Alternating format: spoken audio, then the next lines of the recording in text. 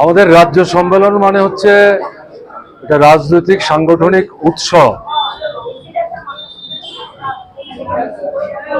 এবং রাজনৈতিক সাংগঠনিক এই উৎসবের মধ্যে আমাদের মূল আলোচনার বিষয়বস্তু হবে মানুষের ভালোর জন্য সামনের দিনে আমরা আরো কি কি করতে পারি না।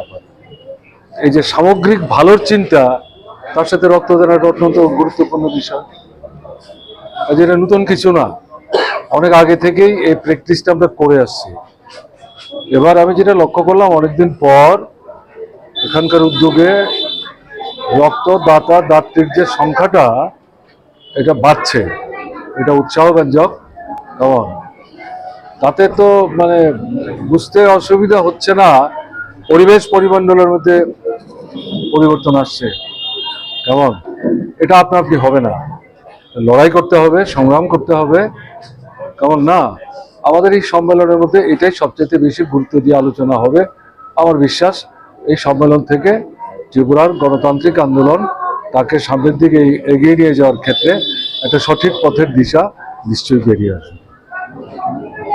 একটা গুরুত্বপূর্ণ কর্মসূচিকে সামনে রেখে আজকে আমাদের পার্টির এই পশ্চিম জেলা তথা সদর মহকুমা কমিটি এটা সংগঠিত করেছে। রক্তদান সবসময়ই সর্বকালই একটা মহৎ দান। আর আজকের এই কর্মসূচি আমাদের পার্টির 24তম রাজ্য সম্মেলনকে সামনে রেখে আমাদের পার্টি আমাদের সমাজে যাবতীয় বৈষম্য দূর করার, বর্তমান যে অচলায়তন ভেঙে একটা নতুন সমাজ করার অঙ্গীকারে আমাদের পার্টি লড়াই করছে। তো সেই জায়গায় দাঁড়িয়ে নতুন সমাজ তৈরি করার জন্য সেরকম মানসিকতার যে সম্পন্ন মানুষ তৈরি না হয়, এটা অসম্ভব। কাজে পার্টি সম্মেলনটাও ঠিক সেই লক্ষ্যেই।